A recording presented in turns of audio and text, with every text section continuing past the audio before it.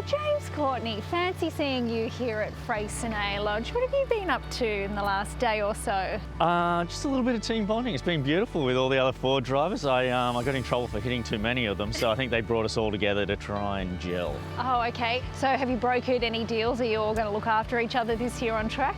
Yeah, I was selling sort of crash damage towards the end when it's in the finals. I sort of put my hands up and said, look, it's my last lap around this year, so I'm willing to throw it out there. But no, it was good brokering all that. It was good the Ford guys sort of gave us a little bit of lay of the land where they see us and what they want us to do.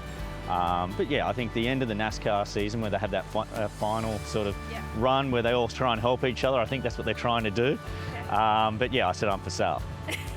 Right, well, let me know how that goes for you over the next couple of rounds, because we'll obviously get a clearer picture as to what that's going to look like by the end of the year. So we'll stay tuned for the rest of that story. Are you heading to Symmons Plains? I am. Do you need a lift? I do need a lift. Can I jump in with you? You can. Okay. I warn you, my singing and music choices are horrendous. Interesting. Okay, I'll be the judge of that. Let's go.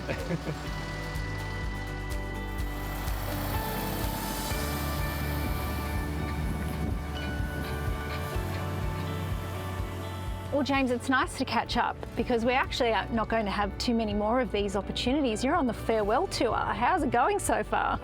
Good. I'm not dying. Well, I hope I'm not, but hopefully I'm still around in some capacity. But it is unusual this year, you know, as I do leave events, that it's going to be the last time I'm there full time. So I always loved coming down to Tassie. You know, it's a cool little place to come. Through that COVID period, I spent a lot of time down here, which was nice. But yeah, it is an unusual feeling.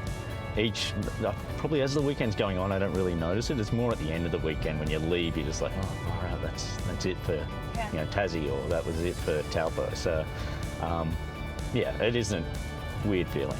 Are you retiring? I mean, what is next year? I'm not exactly a grey nomad just yet. How is that shaping up for you? What are your plans next year? Are you going to be co-driving? You said you still want to be involved in some capacity. Have you got any idea about what that might look like? Yeah, look, I to be honest, I wanted to just mic drop and just disappear. Yeah, at the moment, I'm sort of saying, look, once it's done, the racing, I'll stop, because it's kind of, it's a weird thing, the co-driving, because you sort of come in as a co-driver initially and you're doing all the donkey work, so you're betting brakes and gearboxes and all that sort of stuff, not the fun stuff. You're in the middle of the day in the race where it's boring, you're just sort of rolling around, and then the main guy gets in and does the good bit. But I don't know, for me it's a hard sell to go back that way. I don't know if I've sort of, looking at it the wrong way, but look, I think once it comes up closer to the end and I do realise that cold turkey thing is going to be tough, I probably will change my mind. But at the moment, yeah, I think maybe just vanish. The mic drop, I like the concept of that. But knowing you're a really dynamic guy and you like to be busy, and you've picked up your side hustle, which is real estate at the moment. Is that something then that becomes full-time for you? I mean, I know you're going to need to be busy. You've got 4 kids, so you've got plenty going on. It's a lot of school fees. But what does the next, I guess, career look like for you then, if it's not in the paddocks in some capacity? Look, to be honest, my ultimate, I'd love to come and do stuff with you and doing the telecast stuff. I absolutely love telling the story of our sport. My whole life has been motorsport. I'm super passionate about it. You know, I get as excited watching the race as if I'm in it, and I've spent my life telling that story. And I think for me the ultimate thing would be you know, doing the real estate stuff, because I enjoy that side of things as well, and then staying involved in the racing with doing some telecast stuff. So please.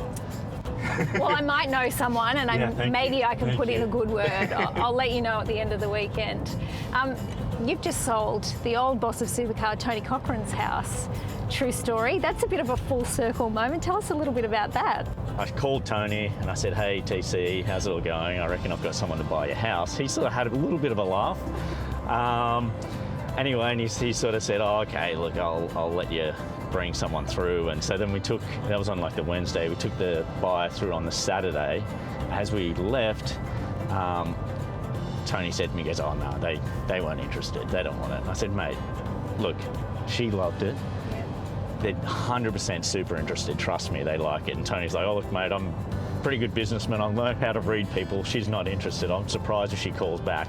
bang, within the hour they called and wanted to put in an offer, and then we had that deal done by 10 o'clock that night. And I remember calling Tony, going back to his house, and with him and Thea, and I was like, guys, you better get ready to start packing because you're moving. And he likened it. He goes, look, this is a lot like Paul Morris winning Bathurst. He goes, no one gave the guy a chance, and he did it. And he said, it's the same with you with this deal. So it's pretty funny. I've been doing this real estate thing 6 months, and I've sold the most expensive property in Queensland in like the last 18 months. And it is wild. I do love doing it, and it's such a rush doing that, like a deal that big.